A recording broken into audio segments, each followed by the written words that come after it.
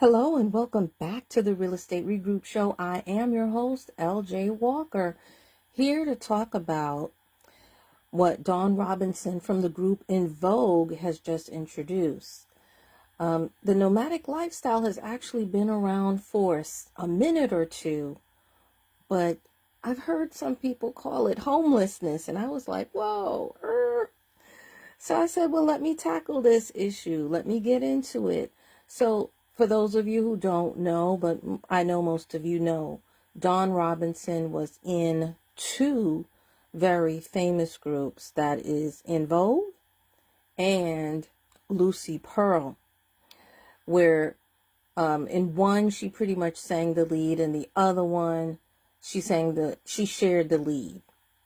However, like most musicians, she was under the impression, and most people in general, they were under the impression that, okay, we're going to be musicians, we're going to be rich and famous. No, you'll be famous, but might not necessarily be rich.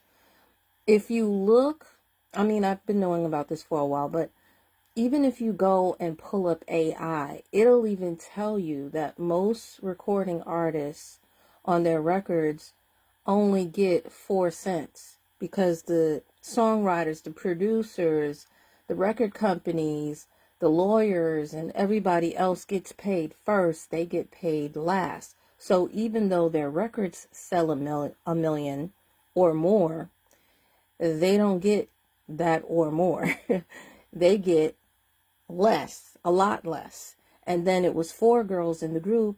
They had to split, not 4 cents. They had to split the 2 cents 4 ways. So yeah, that's not going to work out. The only way that recording artists can actually do more and make more money is through touring. Owning their own publishing is another way. If they do, let's say, commercials, get hired out that way. Even streaming, honestly, streaming actually pays them less than what they get on the record. So, yeah, I believe her when she says that things just didn't add up at all.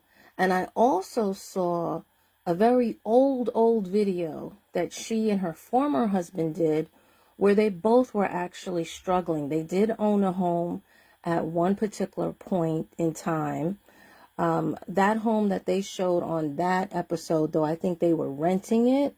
And I believe later on, she on her own went ahead and bought a home, but it was foreclosed on. She depended on promises, particularly when she had joined Lucy Pearl, but promises do not pay the mortgage. Banks are not about your promise. If you don't fulfill the promise, we will foreclose on you. That's basically how that works. So eventually, she has admitted that she had to live out of her car out of necessity. And she's been doing that for the past 3 years. However, now, even though sounds like she might be back up on her feet a little bit, she's decided to stay in the car. She decided that this was the right lifestyle for her. She's looked at other people on social media that it's doing it, and she loves it. And she also feels that it's a calling, that it's spiritual. So, someone actually called her out, and they also called out other people and said, you know what, living in your car, really, this is glorifying homelessness, and this is not cute. So I took it upon myself. And, honestly, at first, I thought that was a little harsh. Not that I would do it. That is not my ministry, to live in a car, because I don't even like to drive. Hello. I sold my car back in 2020 is when I sold my car. So that would definitely not work for me. However, I don't like to get involved or in between God and what he called somebody else to do. That is their prerogative, their business. That is something that they need to work out. But I said, let me take it a little further and let me think about this a little bit more. And believe it or not, according to HUD, the Housing Urban Development, they do see that if you live in your car, you are classified as a homeless person. So I said, wow, that's strange, because I know that some people also have an RV. Now, RVs are looked at differently. If the RV that a person is living in lacks the access to utilities, is in disrepair, or is parked in a non-designated location, then guess what? That person is considered homeless. But if the RV is in great condition, has utilities, and is parked legally, then it is considered, then that person would not be considered homeless. So there are different distinctions, okay? And one may also wonder, what are the pros and cons of living in a car as opposed to living in a home or even an apartment? Okay, so when you are living in a car, you are forced to be a minimalist. You can't just have a whole bunch of clothes. You're going to have to definitely hunker down, and you probably will need to just have those clothes that require no ironing whatsoever, right? Because let's face it, you're going to lack the space. It's not like you can really, I really haven't looked at all of the car videos, but it's not, normally you don't just hang it up. You're going to have to fold it and put it away and compartmentalize it somewhere. All right. And that can be actually, for some people, that can be a good thing or a bad thing. Okay. Good because it allows you to save money and cut down on spending, which is perfect, especially if you're trying to get out of debt. Okay. So that's the good thing about it. The bad thing is that you might see something that you can't afford and you would love it, but you just can't buy it because you don't have any place to put it. Right? Okay. The next thing is traveling from state to state. When you are living in your car, you have a lot more mobility and you get to see a lot of different states and a lot of different neighborhoods that you may want to live in, right? And you could probably, in some areas, live there to see if you actually like it, right? Now, where I am, we have, a person can park on the street. However, in my neighborhood and in most of New York City, you can park on the street, but then there are times when you have to move your car. You can't stay there all the time. We have alternate road side parking because the garbage men, they have to be able to, first of all, clean the street, and number two, pick up the garbage. So that's why you have to move your car at one side of the street, and then you can move it, of course, to the other side of the street. And to be honest, most people would probably not even know or realize whether or not you are living in your car or not, because the city that I'm in is just so crowded. However, where I'm invested, if you were to park anywhere there, somebody's going to notice.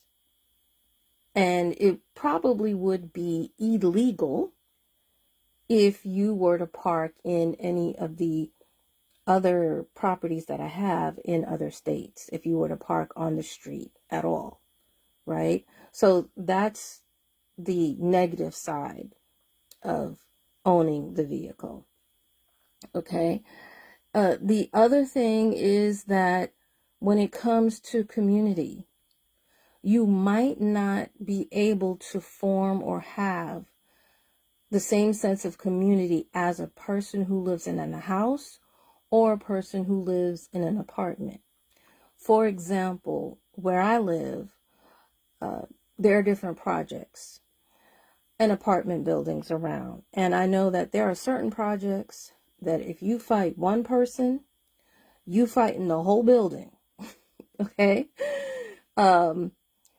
It would be wise to be careful who you mess with when you come to New York. I'm letting you know, particularly New York City, particularly, yes, Manhattan. And yeah, I can even go into other boroughs, but Manhattan is where I'm focusing on right now.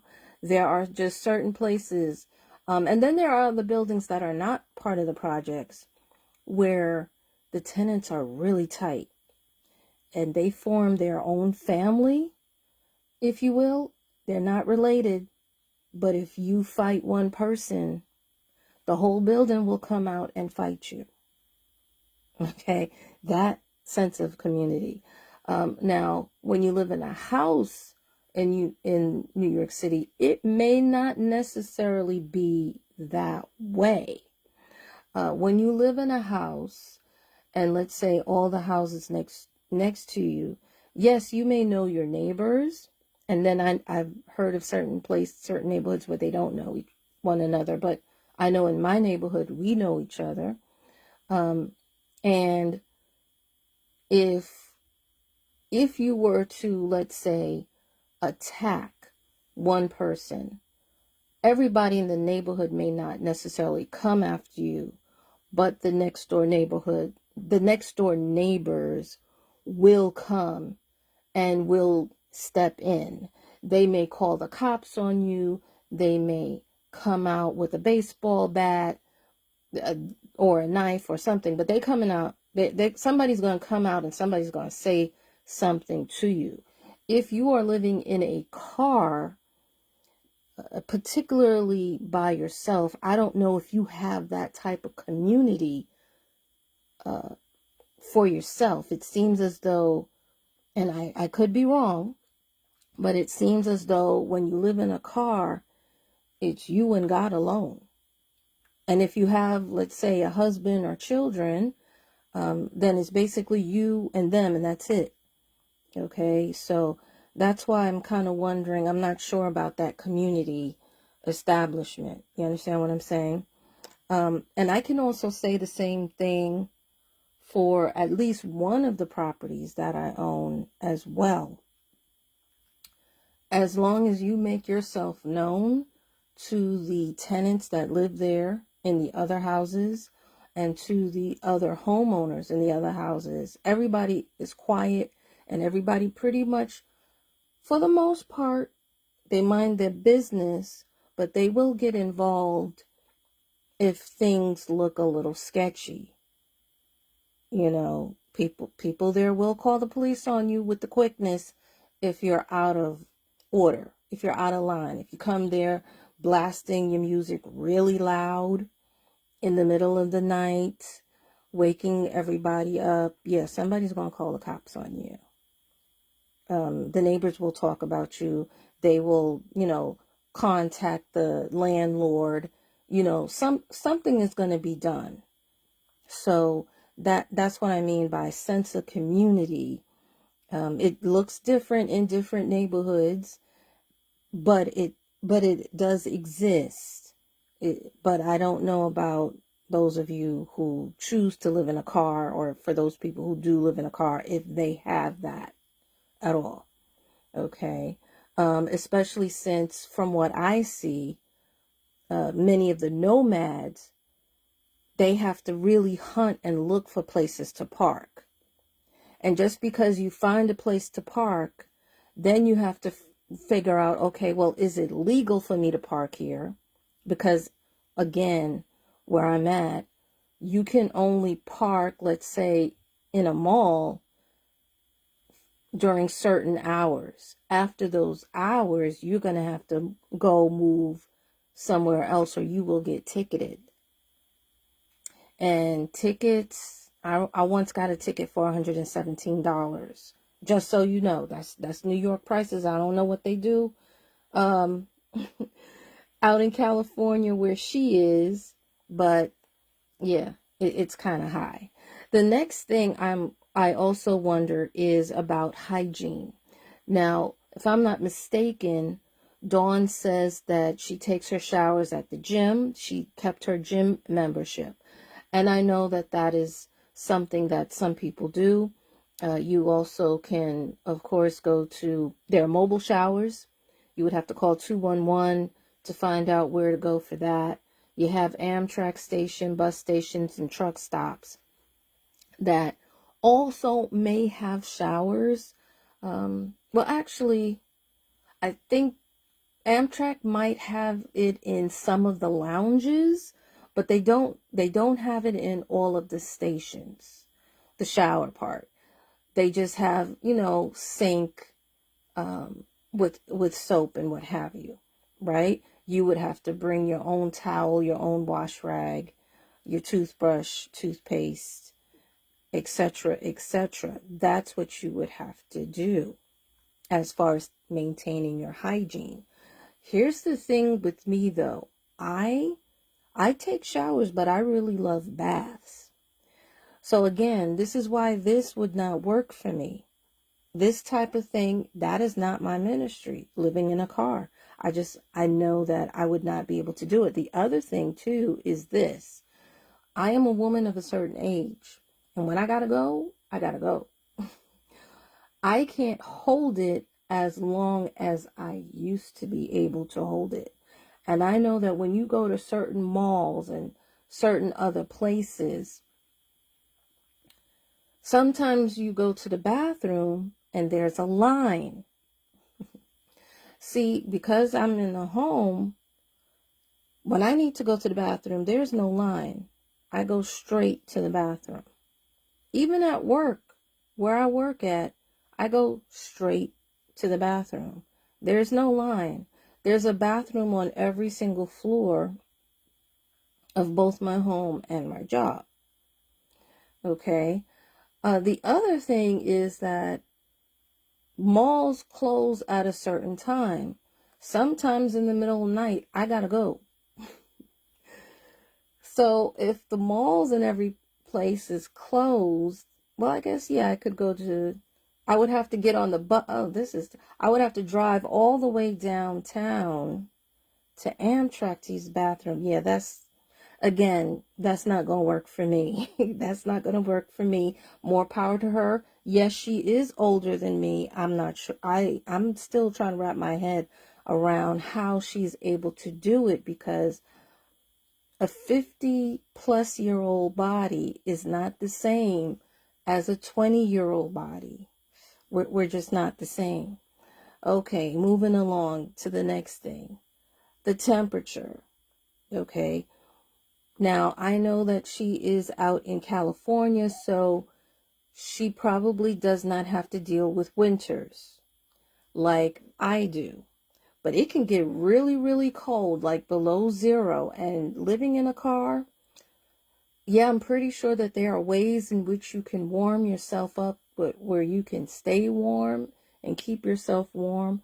But I know that a home and an apartment, it's easier to keep warm than in a car. Now, for those of you who live in an apartment now, yeah, sometimes your landlords might be a little cheap when it comes to the heat, but you can always turn on that stove. You can always turn on that oven, and that will heat your place up and you'll be okay. Put on some warm socks or robe and go to bed and you're good to go. That might not necessarily work when you're in a car. Not the same way anyway. Okay. And then when it's hot outside, being that Dawn is doing this in California on the West Coast, it can get really, really hot over there. Okay. Las Vegas is no joke. And she was there at one time. I'm not sure if she travels back and forth between Las Vegas and LA. But even LA can get really, really, really hot. Merely opening the windows is not always enough. And then it's not always safe, you know, particularly at night. You got to sleep with the windows open. Unlike a house or an apartment, at least you have screens on the window and you have bars on the window that would make it, and doors, which would make it hard for somebody to just come on in. You understand what I'm saying? So, yeah, and I'm pretty sure running the AC all night and all day long, I don't think that's cost effective. So I would say that's a negative for living in a car. Okay. And then next, you also have to think about waste disposal. Here, well, here in New York City, it wouldn't be too bad, because there are places where you can empty the garbage. You know, you can get out of your car and you can walk to the corner, and normally there's a waste disposal there. However, the places where my other properties are located at, that's not the case. You would definitely have to get up and you would have to drive to wherever one would have to dispose of waste. And sometimes, you know, depending, you know, I have properties in different locations. So sometimes the area where you dump it is not in the same county. Sometimes it's in a different area. It's quite a drive. So I can see that being an issue. The other thing I would say is that with the car, cars tend to depreciate in value. Like normally, as soon as you drive it off the lot, you probably lose something, what, like $10,000 or more? While a house tends to appreciate in value. Okay. Even if, let's say you buy a house and it depreciates, if you hold it long enough, it'll eventually come back up and start appreciating again. Okay. We saw that with 2020. We saw that even with the 2008 crash. Yes, the values of homes went down, but once the economy recovered, they went back up. And many are higher than they were before the crash. Okay. Then here's another thing that one has to think about, is that being homeless is illegal in some places. I know it doesn't make sense to me. I was shocked when I went to Florida to visit family friend, and she told us that we couldn't give money to the people that was asking for money. And we were like, why? She was like, no, it's illegal. They know that they're not supposed to ask you. You could go to jail. I was like, what? Me? Us go to jail for helping somebody out? But yeah, it's true. I'm telling you, it's crazy. Well, it's crazy to me, but yeah, it's homelessness is actually illegal in certain places. So guys, you know, if you're thinking about having that type of lifestyle, I hope that what I shared with you will give you some thought on before you actually take this type of journey. All right. Now, on the flip side, I do want to say this. What is growing in real estate now, and what a lot of people are looking into doing, is they're buying land. Watch this. And they're turning it into camping grounds and places where people can, you know, park their trailers. They're also opening it up so that people can park their cars, and they're also installing showers on those same facilities, on that same land. That is actually a thing now. It's not catching on as much, but people are making millions and millions of dollars doing this. There are some campgrounds that already have tents set up, and the tents are, you can have like different style of tents. Some are, your classic tent, and then some are a lot more upscale, if you will. And I went to this conference, which is one of the reasons why I'm late in putting out a lot of videos, but I actually went to a conference.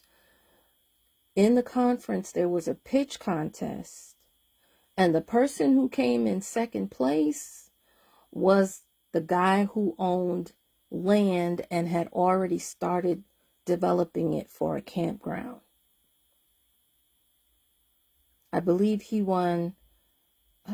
I know the winner, the amount was like $600,000. He came in second. I forgot exactly how much he won, but it was definitely still not something to sneeze at.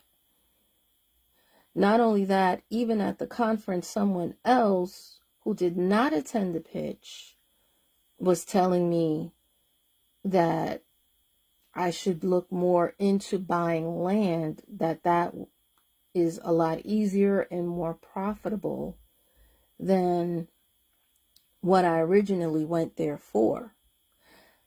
Then take it back last year when I went to Alaska, there was a guy there who specialized in buying land. He would buy land through like tax liens and mortgage notes and then convert them, foreclose on the people who didn't pay, because it's easier to foreclose on land than it is on an actual house. And then he would turn that into a campground, because camping is actually becoming more popular now than ever before. They said, I did research actually, and just in LA alone, 66,000 people are actually living in their car. That's a lot of people. And that LA is only one city. This is happening all over the country, if not all over the world. So this may be a thing. This may be a thing. This may be what you call sort of like an alternative to affordable housing. Buy land, turn it into some form of campground, some form of trailer park, have some showers built, and call it a day. And then the eviction process is so much easier. From my understanding, from what was explained to me, it's so much easier than, let's say, if you were to evict somebody from a house, or if you were to evict somebody from an apartment building. Okay, guys, so that's basically my thoughts. That's what I wanted to pass on to you guys. Hopefully you will share this information, because each one, reach one, teach one, something like that. Anyway, take care until the next episode. Have a good night.